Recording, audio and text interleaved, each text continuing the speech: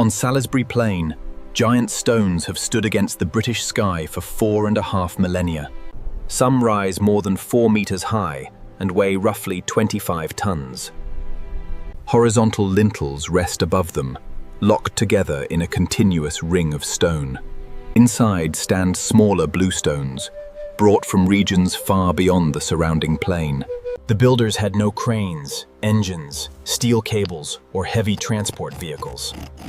Yet they moved stones across forests, valleys, rivers, hills, and open country.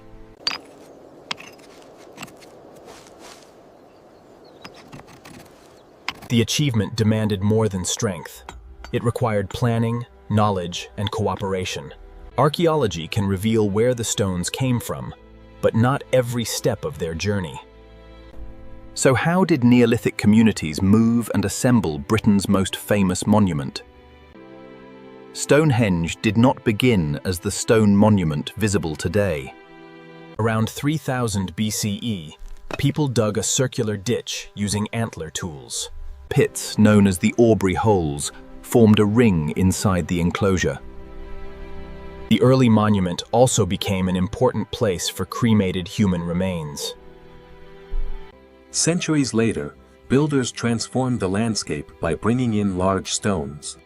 The famous Sarsen Circle was largely erected around the middle of the 3rd millennium BCE.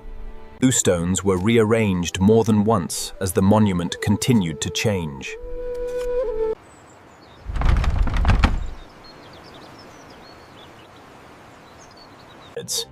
As we analyze Phase 1, the alignment clearly suggests a celestial observatory. The monument was a continuing project, linking people across centuries.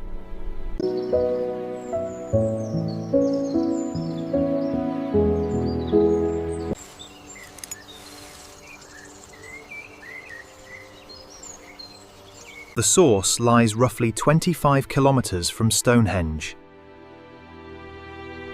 Builders first had to select stones with suitable size, shape, and strength.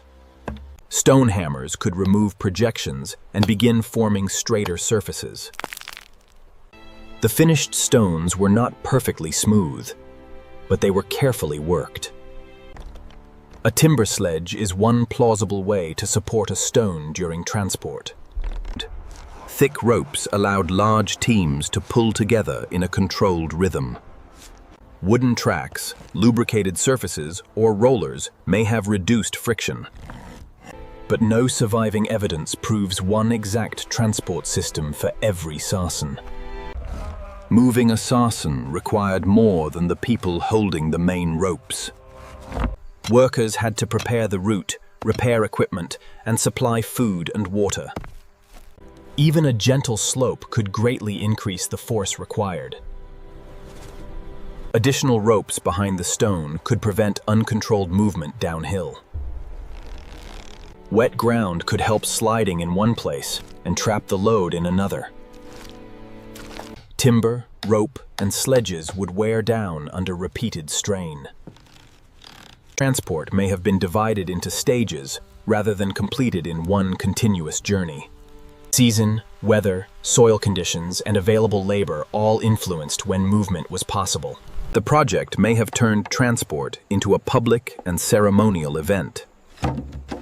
Every kilometer demonstrated the ability of communities to work toward one distant goal.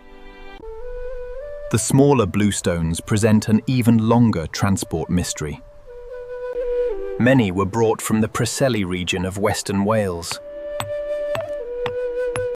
Although lighter than the sarsens, each could still weigh several tons.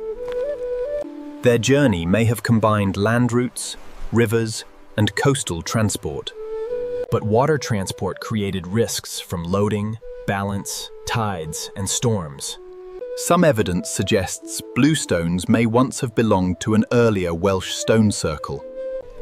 If so, moving them may also have transferred ancestry and memory. The altar stone has now been traced to northeast Scotland. Its journey may have exceeded 750 kilometers.